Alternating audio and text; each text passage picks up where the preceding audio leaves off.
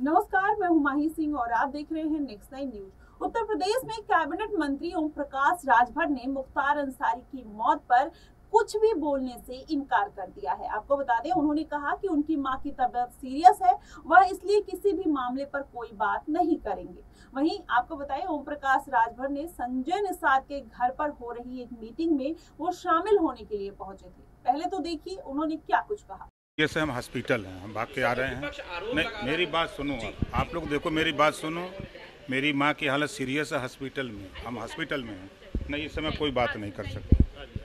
ये से हम हॉस्पिटल हैं, हम भाग के आ रहे हैं। नहीं, मेरी बात सुनो। आप लोग देखो, मेरी बात सुनो।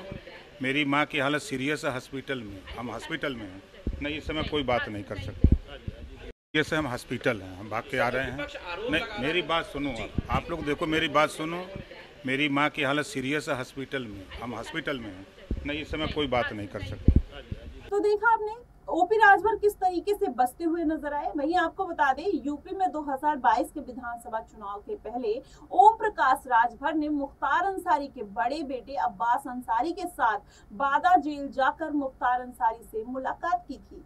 जी हाँ, आपको बताया, उन्होंने जेल से बाहर आने के बाद ये भी कहा कि मुख्तार जनता के लिए जीते हैं और जनता के लिए जीते भी हैं। वहीं वो माफिया होते तो जनता उनको वोट क्यों देती। मुख्तार अंसारी गरीबों के मसीहा हैं। उन्होंने ये भी कहा था कि मेरी मुलाकात पर कई लोग सवाल उठा रहे हैं। मैं उन लोगों से बताना चाहता हूं कि भाजपा में मंत्री रहते हुए मैंने कई बार मुख्तार अंसारी से मुलाकात की थी।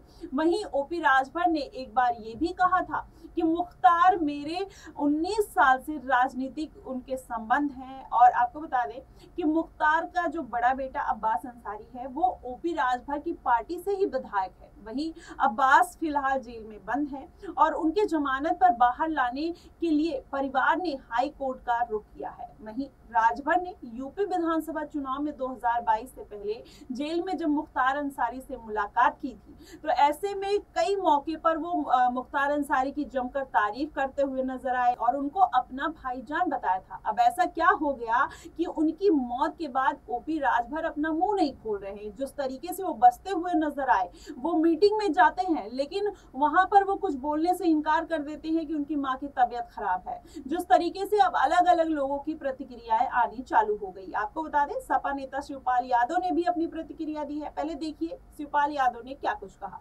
देखिए, इस परिवार से हमारे बहुत अच्छे रिश्ते थे और ये परिवार शायद आज़ादी की लड़ाई में भी इस परिवार का बहुत बड़ा योगदान था। तो देखिए, इनकी मौत संदेह के घेरे में है। तो देखिए, न्यायालय को इसमें स्वयं रुचि लेना चाहिए। अगर जेल में किसी की मृत्यु होती है तो उसकी जिम्मेदारी प्रशासनिक अधिकारी, जेल से लेकर के सरकार से लेकर सबकी जिम्मेदारी है। जी, बीमारी को बताया था कि एम्स में भर्ती कराया जाए, मगर भर्ती नहीं कराया गया। तो सरकार की इसमें क्या आप भूमिका लगती है क्या? देखिए, संदेह के घेरे में तो है ही मौत, तो कोर्ट को इसमें स्वयं ले लेना चाहिए। तो पैरोल इनके बेटे को मिलना चाहिए, किस तरीके से इस चीज़ को मानते हैं? देखिए, पैरोल का तो बात की साहब, जब उनके पिता की, अब्बास के पिता की मौत हुई है तो देखिए डीएम को स्वतः जनाजा में सम्मिलित होने की परमिशन दे देना चाहिए।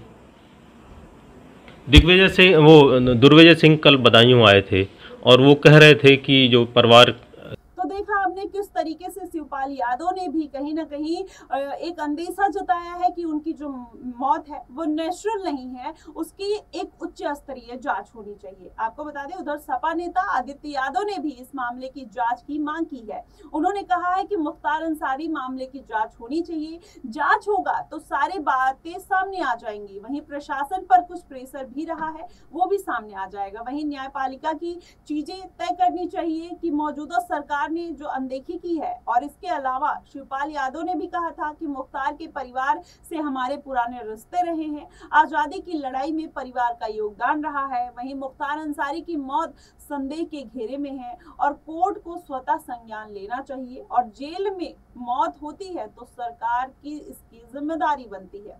अब जिस तरीके से लगातार मुख्तार अंसारी की मौत के बाद अभी कोई आधिकारिक पुष्टि नहीं होने के बावजूद लोगों को इस बात का अंदेशा है कि उनको वाकई में जहर दिया गया है और उनको कहीं ना कहीं न्याय मिलना चाहिए। इसमें विपक्ष लगातार अब सवाल उठाता हुआ नजर आ रहा है, लेकिन सबसे बड़ा ये सवाल है कि जब उनका परिवार इतने दिन पहले से कह रहा था कि उनको जहर दिया गया है, तब किसी विपक्षी पार्टी ने उनका साथ क्यों नहीं दिया, तब उन्होंने क्यों आवाज नहीं उठाई।